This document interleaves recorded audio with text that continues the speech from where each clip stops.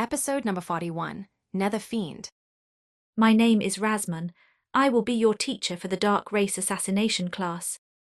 When teacher Rasmun spoke those words, a solemn aura invaded the entire auditorium. Even noble families did not dare to be arrogant when it came to the dark races. Rasmun nodded as he saw the expression of the cadets. Next, he waved his hand, and the virtual screen above him showed three groups of obscure figures. As all of you should know by now, when we talk about the Dark Races, we refer to the Infernus Demon race, Legio Eldritch race, and the most dreaded of all, the Atrox Immortus race. Cain clenched his fist as he heard that last part.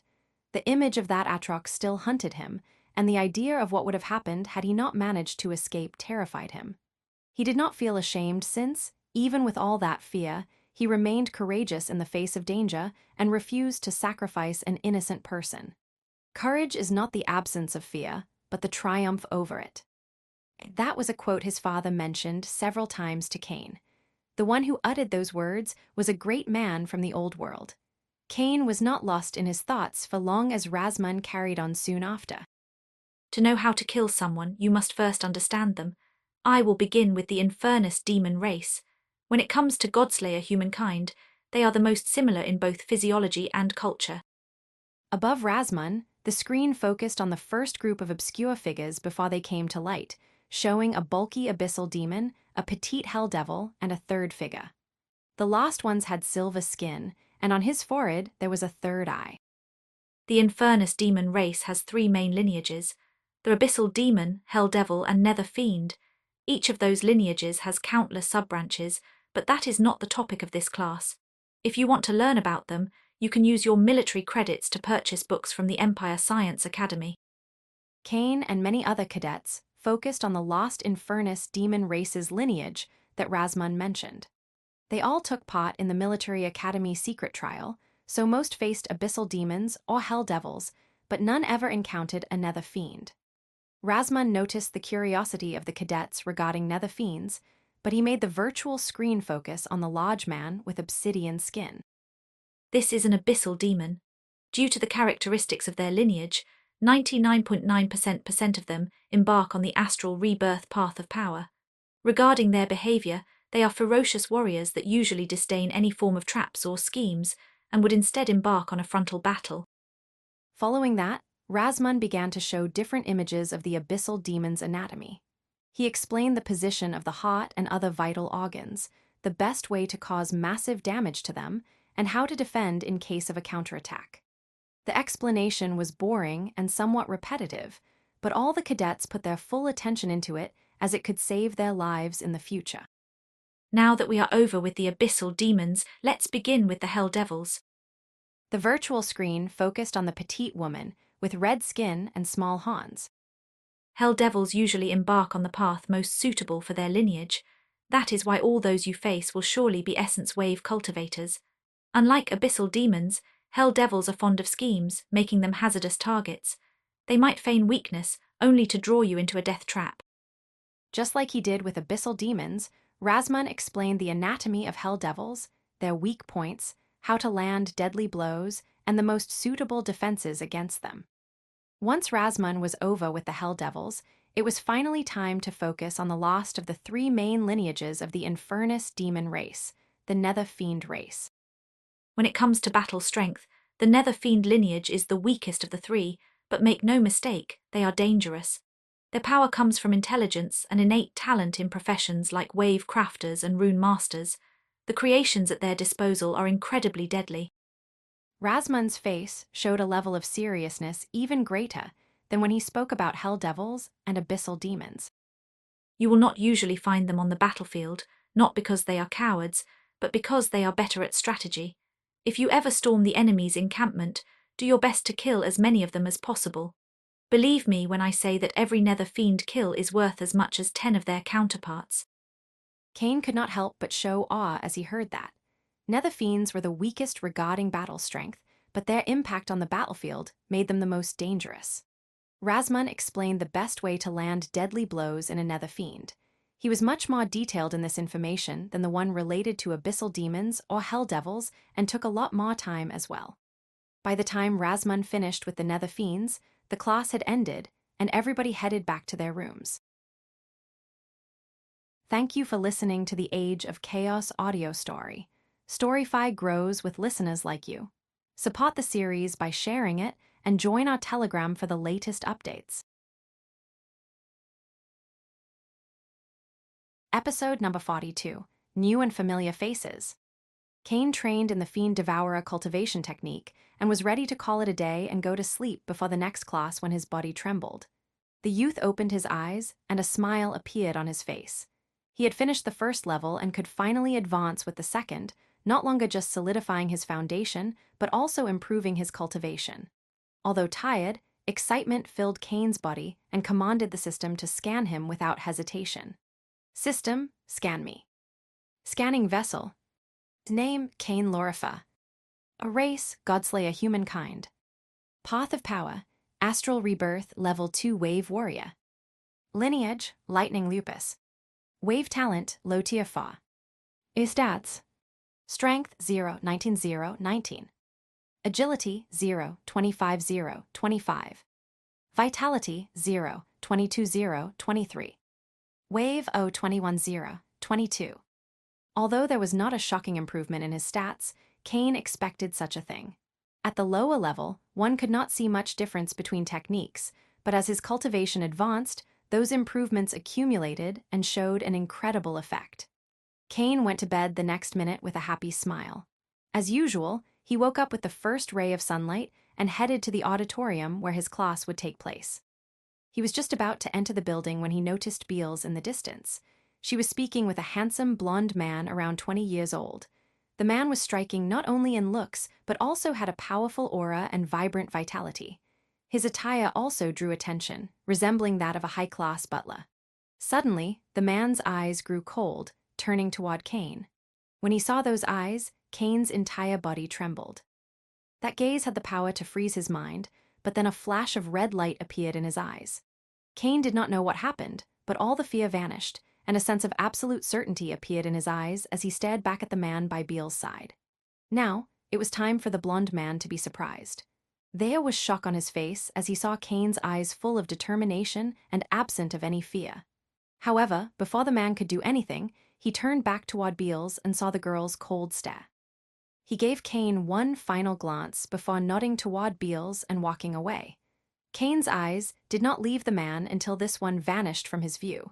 He then turned to his side and saw that Beals was already there. Who is that man? Oh, don't tell me that you are jealous. A small smile appeared in Beals, but she noticed Cain's stoic expression. He is very dangerous. When Beals heard those words and felt the concern in them, her smile became more natural. You are right, that man is dangerous, but there is no reason to worry. He works for my family. Cain was slightly surprised when he heard that. The fact that Beals' family could infiltrate a person in the Imperial Military Academy meant their background was truly impressive.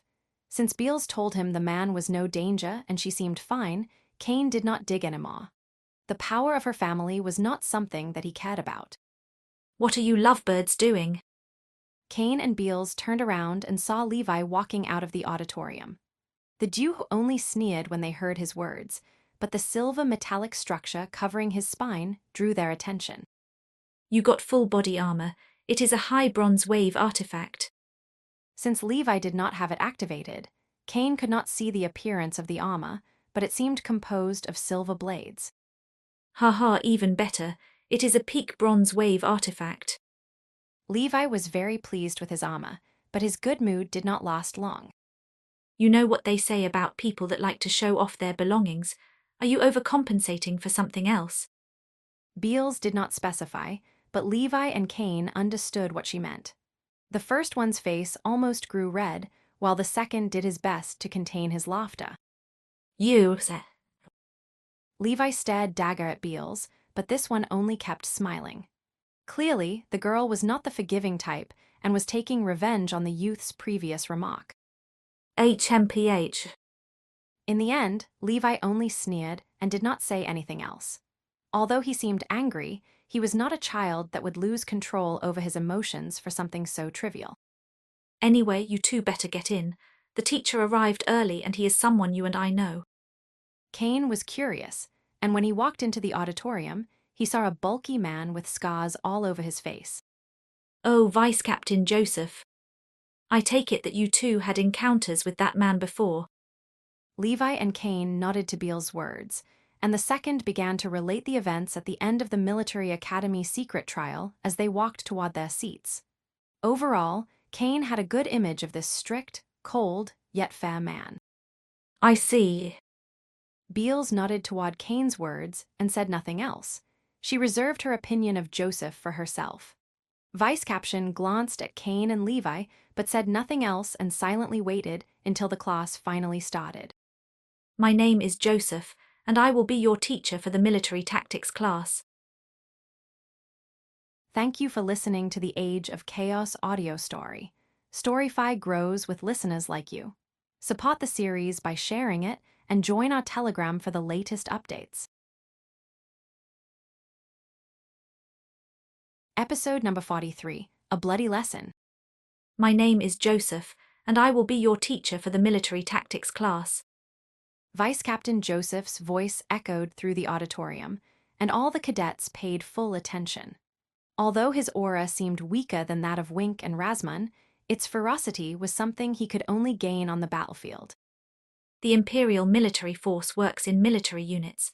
These are similar to the Old World, but those at higher ranks not only reached that level due to merits, but also brute power. Although the idea of granting military ranks according to brute power might seem idiotic in the Old World, even the cadets could understand the reasoning behind that. As humans advance in cultivation, it's not only their bodies and destructive power that grow stronger. Their cognitive ability and speed of thought also improve.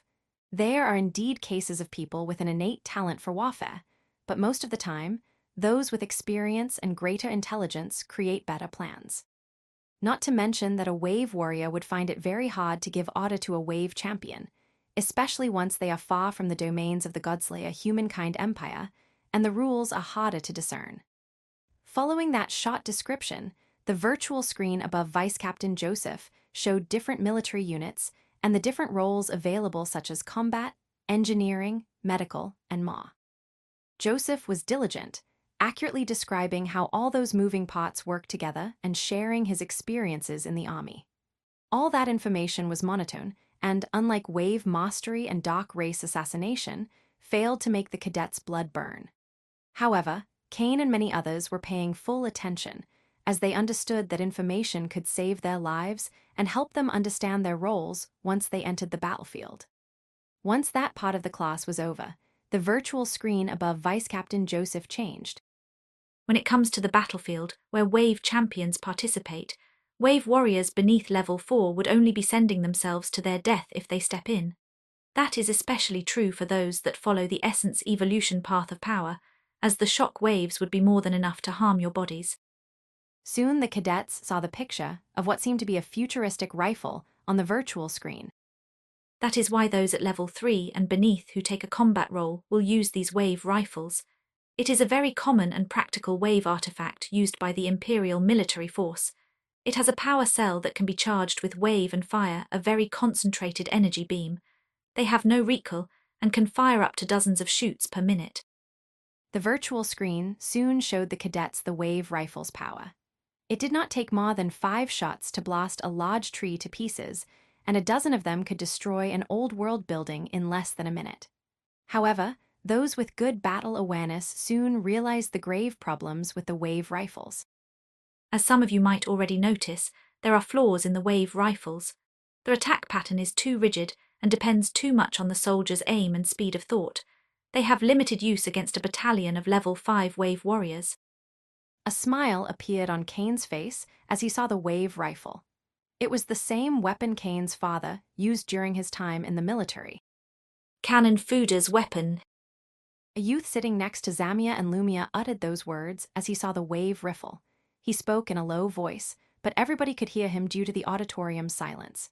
There was a smile on the youth's face as he did not care that the other would know his thoughts. It made sense since many among the Scions saw soldiers that used wave rifles that way. Kane's eyes widened when he heard that, and his blood began to burn as his astral wave burst. Levy and Beals were surprised by Kane's reaction. Although the duo felt the science commentary disgusting, their response was far from reaching Kane's level. The reaction was a combination due to Kane's rage and his bloodline's emotional instability. And unlike in previous cases where it happened, the youth did not intend to control it and was ready to attack. However, someone acted faster than Kane. The scion still smiled when someone appeared before him and slapped him with so much strength that it sent him flying into a wall. All the cadets were shocked as they saw the unconscious cadet bleeding on the ground. Luckily, the scion was a level 2 astral wave warrior, or else that slap would have shattered his skull. Fear appeared in the eyes of the cadets as they turned to the responsible for such a ferocious attack, Vice Captain Joseph.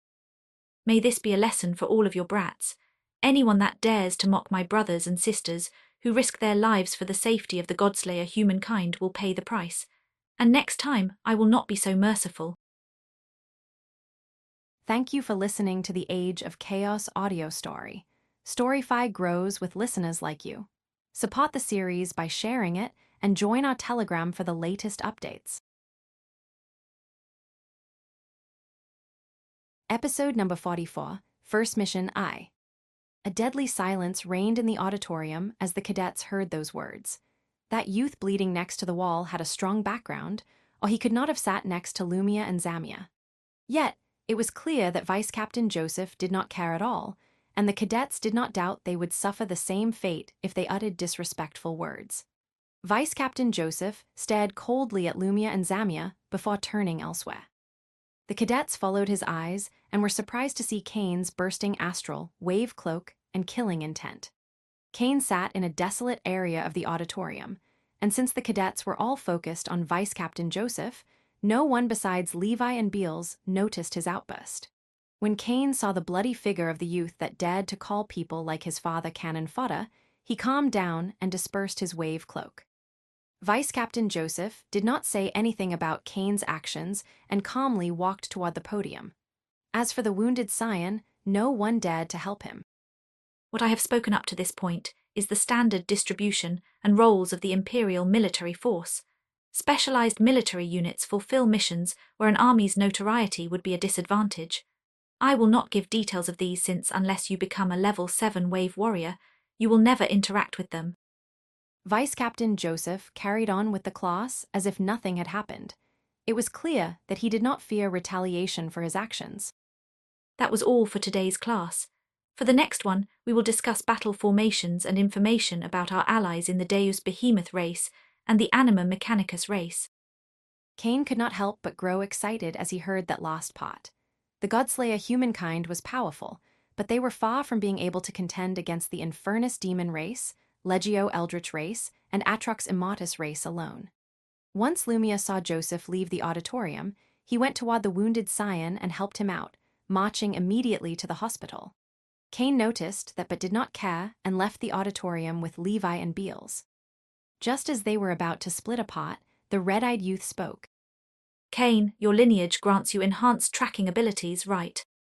Although Kane found that question odd, it was not a secret, so he nodded. Great, I intend to take on a mission, and I need the help of someone like you. Levi naturally knew that Kane would want to know what the mission was about, so he used his AI chip to send a folder with all the information. There were only 3 classes in the week. Most cadets spent the rest of the days taking advantage of the high wave density in the Lightning Imperial fought, but those like Kane and Levi had the strength to leave and carry out missions. Before Kane could analyze the folder, the Duke felt a freezing chill. Oh, I am not invited. Do you think I am too weak?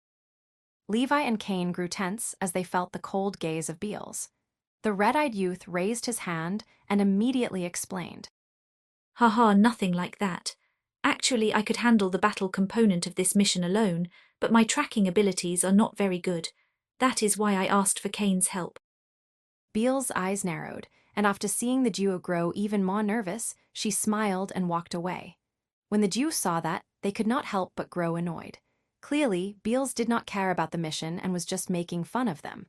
After that minor interruption, Kane finally analyzed the folder and saw the contents of the mission. It is a combination between product recovery and detention or killing. We should not face anyone above level 3, so Levi is right in that our combined power is more than enough to handle it. Cain considered everything, and after a moment he nodded. Okay, I accept. I assume we will use the merit ruler to determine the imperial military credits each will get. The merit ruler that Cain mentioned was a tool accessible in the Imperial military network. When a group performed a mission, the ruler could objectively quantify the completion percentage of each individual. Of course, we must leave soon, as it will take around 7 hours to reach Rouk City. That, plus the time to travel back, would only leave us 3 days to complete the mission. Levi had already analyzed all the information and had developed a plan. We should leave at midnight. That way we can rest on the road and arrive at Rouk City as the sun comes out. Cain did not have a problem and accepted Levi's proposition. The duo went to their homes to gather their belongings and pack rations for the trip. Thank you for listening to the Age of Chaos audio story. Storyfy grows with listeners like you. Support the series by sharing it and join our Telegram for the latest updates. Episode number 45, First Mission Aye.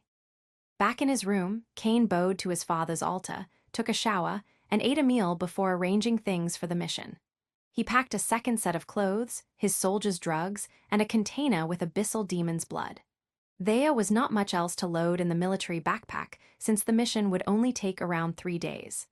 As he glanced at the soldier's drugs, a contemplative expression appeared in Cain.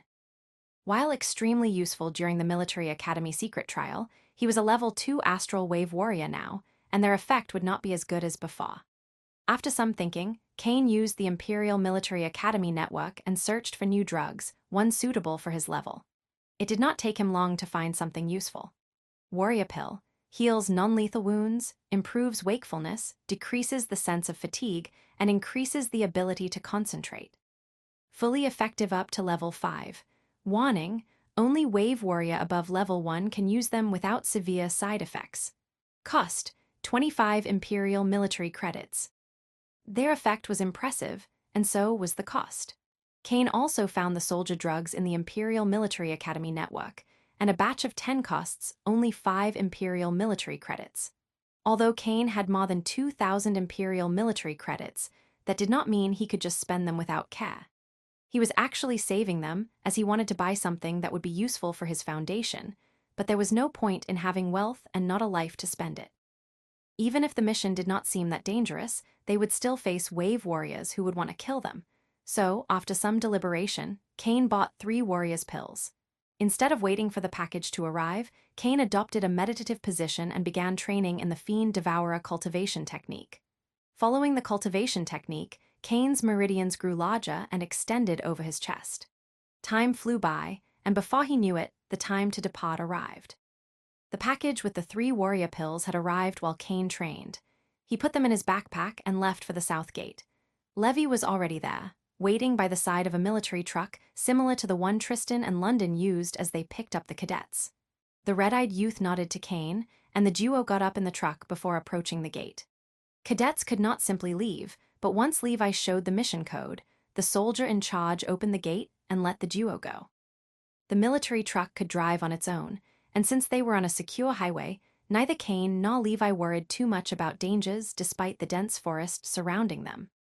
Godslayer humankind had more than enough power to destroy those forests and pave everything, but there were 2 main reasons for not following that path. One was the teaching of the old world about how to live in equilibrium with the environment. There was also a selfish component, as a loss in wildlife correlated with a decline in the wave's density. The second reason took into consideration the wave beasts. Although the Godslayer humankind had a hostile relationship with them, it did not reach the point of mutual destruction. If they destroyed the forest and left no one with enough power to protect whatever they built in those places, powerful wave beasts would level any construction as retribution. Cain's eyes narrowed as the military truck had left the Lightning Imperial fort and glanced at Levi. The red-eyed youth returned the gaze and nodded. Both level 2 wave warriors sent a small amount of astral wave into the artifact protecting their spine, and soon every piece of their bodies was covered by armor. Cain's nullity armor was utterly black, made of hundreds of light scales. A black gloss also covered his eyes, and a membrane refined the air he breathed. It did not hinder his movements and fused with his light boots and kinetic gauntlets, leaving no opening. Levi's armor was shockingly similar to the Level 3 Atrox that Kane saw in the Military Academy secret trial. It also covered the entire body, leaving no opening an enemy could take advantage of. Inferno. Saint. Their wave artifact distorted the Duke's voice as they uttered their code names. They did not know who they would face, and it was best to hide their real identities. Besides, during this mission, they only needed their status as cadets of the collapsing Lightning Military Academy. The Duke slept after ensuring everything was fine, and there were no dangers in the surroundings. The military truck had a scanner that would warn them of any threat. Of course, they kept a light sleep and were ready to act in case of any danger. It will take Kane and Levi less than a second to mobilize their astral wave. If the attacker were so fast that they could kill them before that, it would not make a difference even if they were fully awake. Thank you for listening to the Age of Chaos audio story. Storyfy grows with listeners like you. Support the series by sharing it and join our Telegram for the latest updates. Episode number 46, I am Zamia Jockin. When the first ray of sunlight appeared, Kane and Levi saw Rock City in the distance. It had a giant wall around its perimeter, and in the center, there was a large tower. That tower barely reached 500 meters, nothing compared with the striking 10,000 meters tall Titan Tower of the Lightning Imperial Fort, but it provided energy for the entire city. Kane's eyes narrowed as they approached the gate and saw the soldiers stand there with wave rifles. Rock City was a somewhat small city with a population of nearly 1 million people. It was under the Lightning Imperial Fort's sphere of influence. Its defenses were enough to keep its people completely safe from wave beasts and other dangers. Of course, there were mighty wave beasts that could overcome Roku City's defenses, but just like humans, those creatures grow brighter as they grow stronger. They are intelligent enough to understand that if they attack the city, the Lightning Imperial Fort will send wave champions after them. The military truck stopped outside the gate that led into Rock City. A soldier approached the passenger seat and froze for a moment as he saw the two people covered in wave artifacts. Not only were the duo's armors visually impressive, but the soldier was smart enough to understand that anyone capable of having something like that could not be simple. Identification, please. Levi handed the soldier a card with the information about their mission and status as cadets from collapsing Lightning Military Academy. The soldier's eyes narrowed as he saw the duo's status, but he did not dare to look down on them. Even if they were just cadets, there was a great chance they could be powerful scions that chose to enter the military academy. Levi and Kane saw how the soldier stood in silence for a moment as he possibly used his AI chip to pass the information to get the clearance for the duo to enter.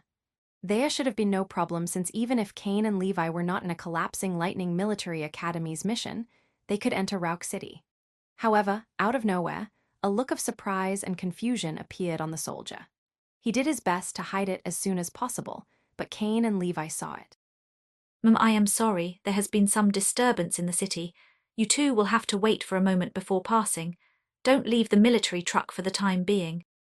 The soldier handed Levi the card, and before they could ask anything, he walked back to his post. Levi and Kane stared at each other and frowned as they did not know what had happened. If there were a problem with their identities, the soldiers would have arrested them or told them to go away if they were too afraid to do that. However, the soldier just told Kane and Levi to wait. As for the disturbances, it was almost certainly a made-up excuse. All that, plus the fact that the soldier was surprised to hear that he should not just let the duo enter, made it clear that there was something fishy about their mission, and someone was trying to keep things quiet. Kane stared at the soldiers guarding the gate and commanded the Absolute Life Form system to scan them. Surprise appeared on his face as he saw that all the soldiers were wave warriors, many at level 2, and even one who seemed to be the squad's leader reached level 3.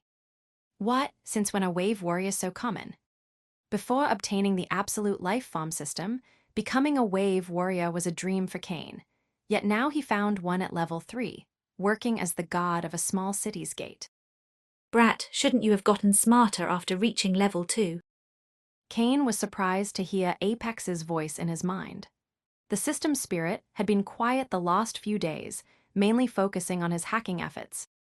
Listen in your old home where the wave's density was shockingly low, so only those with great talent and backing could become a level 3 wave warrior, but here is different.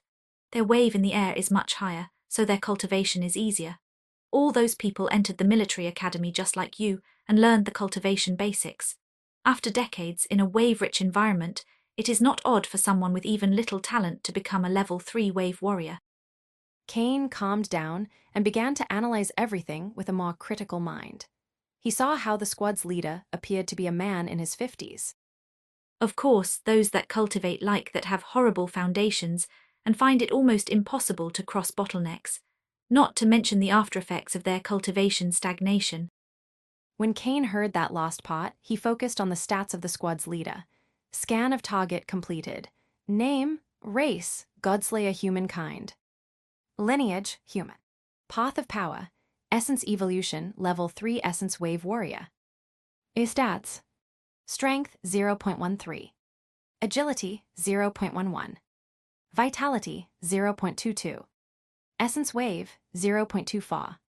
The physical stats of the squad's leader matched those of a level 3 essence wave warrior with a human lineage, but his wave was too low.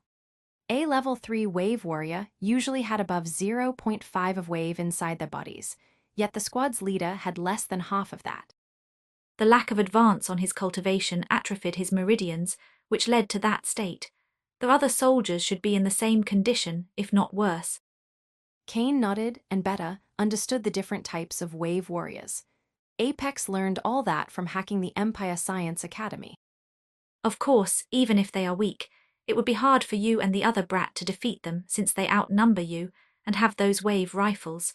Not to mention that things would only grow more complicated for the two if you use force.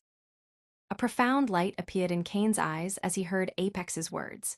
In the military academy secret trial, he used brute power to handle all his problems, but things were not so simple now. Suddenly, an idea came to Kane's mind, and he almost laughed as he thought of the implications. Levy attempted to figure out a way beyond this point when he saw how Kane got out of the military truck and walked toward the city's gate, only for the soldiers to grow alert and raise their wave rifles. Stop right there. Who do you think you are to disobey our commands? The squad's leader yelled at Kane as he pointed his wave rifle. Kane knew his nullity armor's ability would be able to block most of those blasts' power, but he would still end up injured. Nevertheless, he did not lose calm and looked at the soldiers without pure contempt and disdain.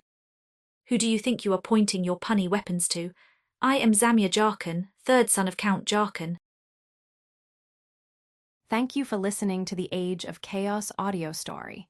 Storyfy grows with listeners like you. Support the series by sharing it and join our Telegram for the latest updates. Episode number 47, Time to Shine.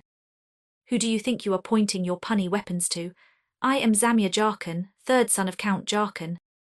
When the soldiers at the gate heard those words, they all trembled and lowered their weapons. For a family to become part of the nobility in the Godslayer humankind empire, they needed more than just powerful backing and military merits. They also required incredible brute power. Although none of those soldiers knew how strong Count Jarkan was, he was definitely someone that even wave champions, entities capable of moving at the speed of sound, would dread. Even the squad's leader, who was shouting orders a moment ago, grew nervous. Of course, the idea that the cadets were lying crossed his mind, but he immediately discarded it. He did not believe that someone who was not a Scion could wear such impressive wave artifact armor. God damn it. How did I get involved in this? They told me to delay them for at least a couple of hours, but how am I supposed to do that now? Just as the squad leader was trying to figure out what to do, the cadet turned around and walked back to the military truck. Open that gate now, unless you think you can bear the responsibility of delaying me during my mission. Kane's voice carried a narcissistic tone, similar to the one Zamir used with him when they first met. The moment Kane got in the truck, Levi immediately commanded the military truck to move forward, forcing the squad's leader to make a hasty decision, not giving him any time to call for assistance. In the end, the squad leader did not dare to test the duo and commanded for the gate to be open, allowing the military truck to enter the city. Levi immediately headed for the city hall as soon as they entered the city. Places like Rock City, with a population beneath 10 million people, were ruled by a group of civil officers, with the mayor at the head. Kane's eyes narrowed as he saw the city and its people, most of whom were wave warriors but suffered from the same meridian atrophy as the soldiers at the gate. Still, he did not lose much thought and focused on the mission. His lies might have easily fooled the soldier at the gates, but it would not be so easy with the mayor.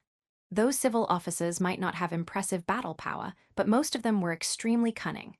Levi glanced at Kane, and when he saw this one focusing, he chose to remain silent. While using Zamia's name could end up blowing in their faces, there was nothing he could say since he failed to devise a better strategy. In less than an hour, the Jew arrived at the city hall. It was a large, pristine building, with people coming in and out. After parking the military truck, Kane and Levi head into the building, drawing the attention of many people in their way. They did not speak with anyone and walked as if they owned the place.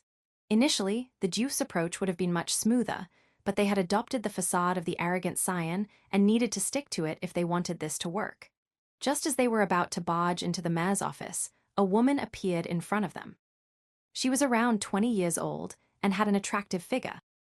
Young Lord Zamia, allow me to introduce myself. My name is Vina Serin. I welcome you to Rock City.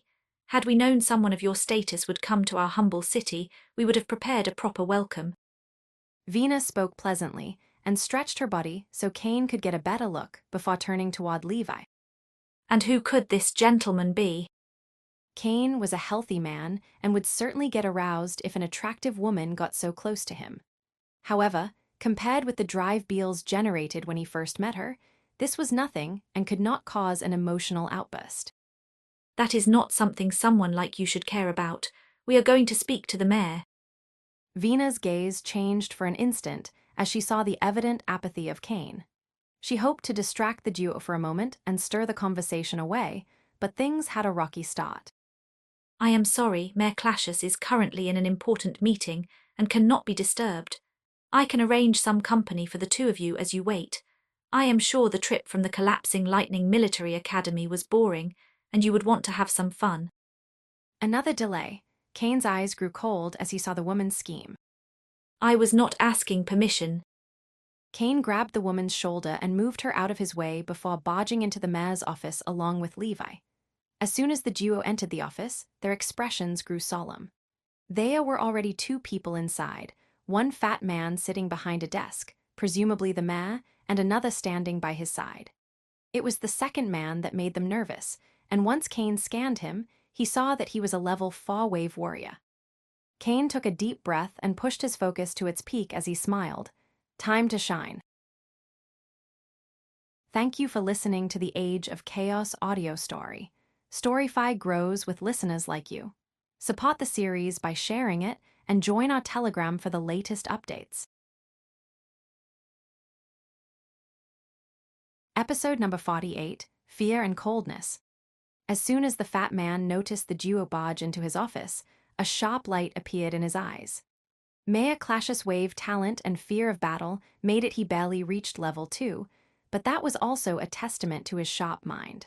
Or else, there is no way he would have become the mayor of a city with almost 1 million people with such personal strength. Kane and Levi's mission consisted of hunting down a group of criminals that broke into the city's armory, stole military goods, and killed a god. All that took place 2 days ago, and the criminals had since vanished into the forest beyond the city's walls. Rock City had soldiers and a well-structured police force, as one would expect. Still, while they were enough to keep order inside the walls, sending them after the criminals into the forest would result in significant casualties. Not to mention that it could provoke chaos among the city's population. The Imperial military force handled all problems beyond a city's scope to avoid unnecessary losses. Those missions helped train their soldiers in other aspects beyond the battlefield, so it was a win-win situation. The fact they were detected and forced to use violence made it clear that the criminals were beneath level 4, which is why the higher-ups assigned the mission to cadets.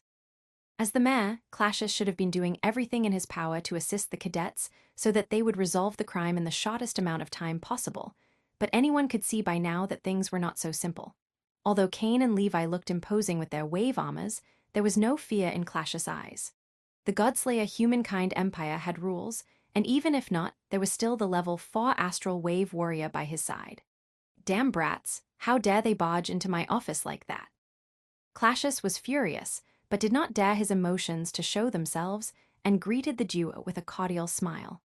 Those wave artifact are definitely at the high bronze grade, which would make sense for science, but it is odd for someone of the Jockin family to take a mission like this one. Those of powerful noble families usually disdain anything that would require investigation and the likes. All those thoughts crossed Classius' mind when the squad leader guarding the gate informed him that Zamia Jockin had marched into the city. Although part of him did not believe the duo, he needed to be careful as the wrath of the Count's son was not something he could endure. That is why he had already crafted a plan to search for the truth, and even if the duo were not lying, it would buy him time. Unfortunately for Classius, before he could open his mouth, Cain marched toward him and slammed his desk with so much strength that it almost broke it. How dare you make us wait like that? Classius was slightly surprised, but that sudden outburst did not prove anything. However, what happened next changed things. Less than 2 months ago, you begged the Jharkhand County to solve an internal problem, yet now you dare to make me wait. You really know how to repay a favor. Cain spoke with a voice full of certainty and arrogance. Although it was just a small phrase, it immediately changed the attitude of Classius and the level 4 astral wave warrior. It was not that they cared about the favor, but the fact that the cadet knew about it meant that he was privy to secret deals between Rouk City and Jharkhand County. Cain was still furious on the outside, but internally he was thrilled. After using Zamia's name, he immediately asked Apex to dig up secret information between Rouk City and Jharkhand County. The system spirit focused all the power of basic hacking tool on that task, and just as the duo got out of the military truck and headed to the city hall, he got that information. Every minute you make us wait is another minute those criminals have to run. Are you ready to answer for your sins to my father if we fail our mission? Even with his voice distorted, Cain made a perfect copy of the tone Zamia used when they first met. Classius' face grew pale as he heard that threat. He could not bear to offend a scion, much less a Godslayer humankind empire's count. There is no need to do that. I had just cancelled my previous appointment when I learned that young Lord had come into my city. Vina will guide you to the crime scene, and I will send a detailed report of the events of that day to your AI chip immediately. Classius did not dare to delay and called the woman, who walked into the room shortly with surprise on her face. Cain could see that Vina was confused by the sudden change in Classius' attitude toward the crime, but he did not care. While furious at the mayor's corruption, he did not have the luxury of time. HMPH, you should have done that from the beginning. I wonder how someone so incompetent as you got a mayor's position. Cain left those final words as he and Levi walked away under Vina's guidance. Despite being insulted, Classius only smiled toward Cain. However, rage appeared on his face once the doors to his office were closed. Has everything been taken care of? We took care of all the visual evidence and tracks, but did not complete the decontamination process. It required a total of 72 hours, so we were forced to leave the job half done. The level 4 astral wave warrior spoke in a solemn tone. A sharp light appeared in Classius' eyes as he heard that. After a few seconds, he took a deep breath of air and relaxed. That should be more than enough. I refuse to believe that a couple of brats could solve it. Still, it is better to be cautious. If they find anything, we will erase any trace of our involvement. I assume you know what to do in that case. Classius' eyes were cold as he uttered those words, just like those of the level 4 astral wave warrior. Thank you for listening to the Age of Chaos audio story. Storyfy grows with listeners like you. Support the series by sharing it and join our Telegram for the latest updates. Episode number 49, Intelligence. Cain and Levi follow Vina to a large building less than 10 minutes from City Hall. 2 guards were at the entrance, but moved away once they saw the woman and allowed the trio to enter. On the outside, the armory resembled a little one-story building, but once they entered, Cain understood that it was an underground facility with many sublevels. The trio took the elevator and went down 1 floor. As soon as the gates opened, Cain and Levi saw a corridor with large shelves containing all sorts of boxes. Each of them was tightly closed, and the only designation was a barcode, making it hard for anyone to know what was inside. Vina was about to speak when a loud and cold voice interrupted her. Leave. Cain did not even bother to turn to the woman as he shouted that order. He and Levi then walked to the place where the murder took place. A flash of rage appeared on Vina's face as she stared at the Jew's back. As Mayor Clash's assistant, she enjoyed quite a bit of power in the city, yet Cain treated her as an annoyance. However, no matter how angry she was, the woman did not dare to defy them. Even if she did not count their background, she was just a level 1 essence wave warrior and either could kill her. She returned to the elevator and left the Jew alone. Cain's eyes narrowed as he saw the woman leave. Of course, they were not alone as several cameras were on the walls. He was sure that the fat mare saw every movement they made. Unfortunately for them, Cain already had a way to handle that. If they were outside, it would have been more complicated, but since they were inside, Apex could use the basic hacking tool to trick the cameras, showing made-up footage. We can speak freely for the time being. I have hacked the cameras, and we will be fine if we don't move too much. Levi was slightly surprised to hear that, but it all made sense. Like in the old world, there were hackers in the Godslayer humankind empire. So that is how you learn that information about Jarkon County. Well done. Since time is short, let's research the place and see if we find any clues. There is no need for that. We will find nothing visible to the naked eye. That fat asshole might seem incompetent on the outside, but he sure is crafty. He definitely erased all visual evidence and tracks. Levi's eyes narrowed when he heard that. He would have to be a fool not to see that Clashus was trying to hide something, but people always make mistakes and might find something if they look carefully. Cain knew that Levi would be doubtful of his analysis, so he proceeded to explain things. This is not the first time they do this sort of thing. Rouk City can be considered a warehouse for the Lightning Imperial Fort, so it is not odd that many materials are stored here. No matter what type of organization, one can always expect some level of corruption. Some losses from time to time would not raise suspicion as long the culprit hides their tracks and is not too brazen. Clashus is in the perfect position to do that, and since there have not been incidents reported in the past, it is easy to see that he knew to hide them. Of course, the lack of reports could also mean that no one stole anything, but there is no way that greedy ball of grease would not do it. Surprise appeared in Levi's eyes as he heard all that. He trusted his intelligence and was confident he could arrive at that conclusion given enough time, but never as fast as Cain did. Then this time was different because the folder with the investigation Clashus sent us is mostly useless. Video surveillance did not capture anything, and the witness reports are full of contradictions.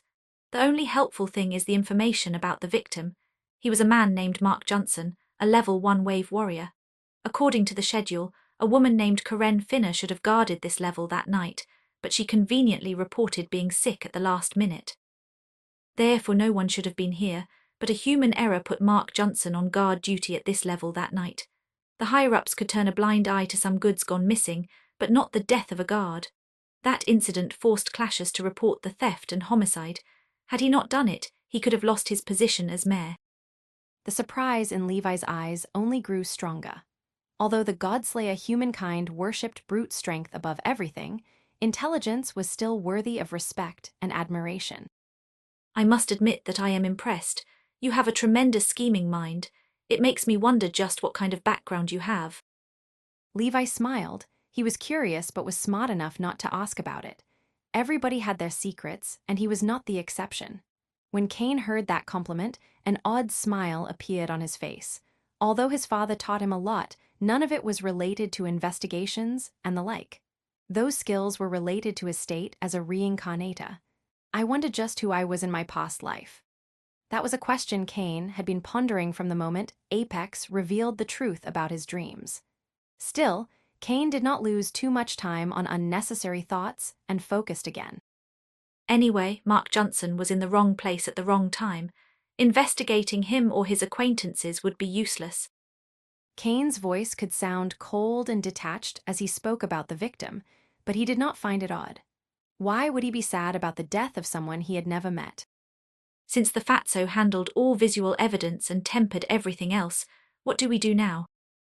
Levi did not have a problem handing Kane the lead in this part of the mission. If the other party excelled in something, why get in the way? Of course, not everybody thought that way and was capable of such maturity. Many would rather do a mediocre job and take all the glory than share the spotlight. Kane's helmet vanished, showing his face just before his wave cloak manifested. He pushed his focus to its peak and used wave focus. Levi saw how Kane's astral wave began concentrating around the nose.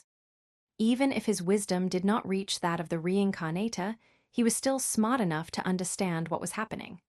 Visual evidence is easy to handle, but particles in the air that form a scent are harder to erase.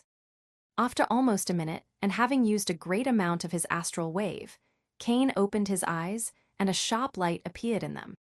I found it.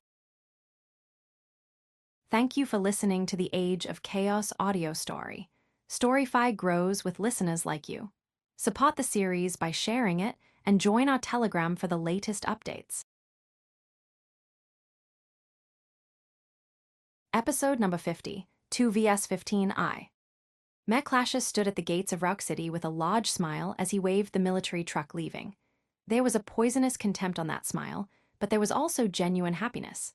After wandering around the armory for almost 10 minutes, spending a few hours searching the city, and going through witness statements, Kane and Levi decided to give up and leave. Of course, Mayor Clashes kept his facade of a fearful civil servant and accompanied the duo to the exit. Ha ha ha, fucking brats. You came waving your background, yet leave with your tail between your legs. Kane and Levi had no idea what Clashes was thinking, although they could get an idea. But none of them cared as they readied themselves inside the military truck. Once Kane and Levi were beyond the scope of Rock City's surveillance, the duo jumped out of the moving vehicle and into the forest. The military truck was racing at almost 400 km/h. Still, they landed without problem beneath the cover of the trees. Kane had found the criminal's scent and could easily track them, but if he hinted that he had a way to solve the crime, there was no way to say what Clashes would do. That is why he and Levi performed that small show before leaving. Even after the duo jumped out, the military truck kept advancing. Neither Levi nor Kane knew of the reach Clashes had. While he couldn't influence the collapsing Lightning Military Academy, there was the chance Rock City's mech could get intel on the vehicle's coordinates. Due to the central server of the Lightning Imperial Fort storing the military truck's data, not even Kane could hack it. That is why they would let it move on its own and only call it back after they finished the mission. Kane and Levi did not waste a moment before marching back to Rock City, now under the camouflage of the forest. They moved at a shocking speed, easily surpassing the 100 km/h. They could move much faster if they wanted, but they would grow exhausted. In the old world, the fastest human alive could reach a speed of approximately 50 km/h. Levi and Kane were level 2 astral wave warriors, and even without their wave cloak, they were more than 6 times faster. Kane stopped just as the duo was about 2/3 of the way back to Rock City. His helmet vanished, and a focused expression appeared on his face. What is happening? Levi knew they needed to return to Rock City's edge so Kane could pick up the criminal's scent, and from there, make their way into their camp. It seems that luck has finally favored us. I picked up the scent. It seems that garbage is not too far away from here. Levi smiled as he heard that, and then under Kane's guidance, the duo headed west for around a couple of hours. It was night by the time they approached a cave by the side of a large mountain. The duo stared at each other and nodded before making their best effort to hide their presence and slowly made their way into the cave's vicinity. It was almost half an hour before Kane and Levi returned to their previous position. Not wasting time, the duo shared the information they collected. What did you find? Levi could see that Kane's eyes had a special glow, usually found in those with night vision, so he wanted to know his assessment first. There are a total of 15 criminals. All of them are Essence Wave warriors. 8 at level 1, 5 at level 2, and 2 at level 3. Almost all suffer from meridian atrophy, so their battle strength is mediocre. However, one level 3 is fully capable and has no sign of meridian atrophy. Kane spoke all of it calmly, but he saw the shock in Levi's face. Although he could have hidden that information, this was a life-and-death situation, and failure was unacceptable. Of course, there was no way he would reveal his secrets, and he had already thought of an explanation. I have a wave artifact that helps me measure people's cultivation and the density of their wave. Levi's eyes narrowed when he heard that. There are indeed wave artifacts with such functions, some even available in the Imperial Military Academy network, but they were extremely expensive. He knew that Kane was hiding something, but did not dig in. Levy knew that Kane had already shown him enough trust by sharing that information. Okay, facing them head-on is not a good idea. We are astral wave warriors, and thanks to our wave artifacts, we could overwhelm them if we take them by surprise. It seems they are preparing to leave in a large cargo truck, which I assume has the stolen goods. I will handle the 2 level 3 wave warriors, and you will take care of the others. I propose we assault them while they are in motion. Taking advantage of the commotion, we strike fast and strong, neutralizing as many of them as possible in the shortest amount of time. What do you say? Although Kane would be fighting 13 wave warriors and Levi only 2, those at levels 1 and 2 with atrophied meridians would be unable to overcome his armor's defenses as long as he kept wave burst active. On the other hand, the level 3 wave warriors could do much damage, especially the one that is in peak condition. Kane nodded without hesitation, and then the Duke began focusing on their plan's details. Thank you for listening to the Age of Chaos audio story. Storyfy grows with listeners like you. Support the series by sharing it and join our Telegram for the latest updates.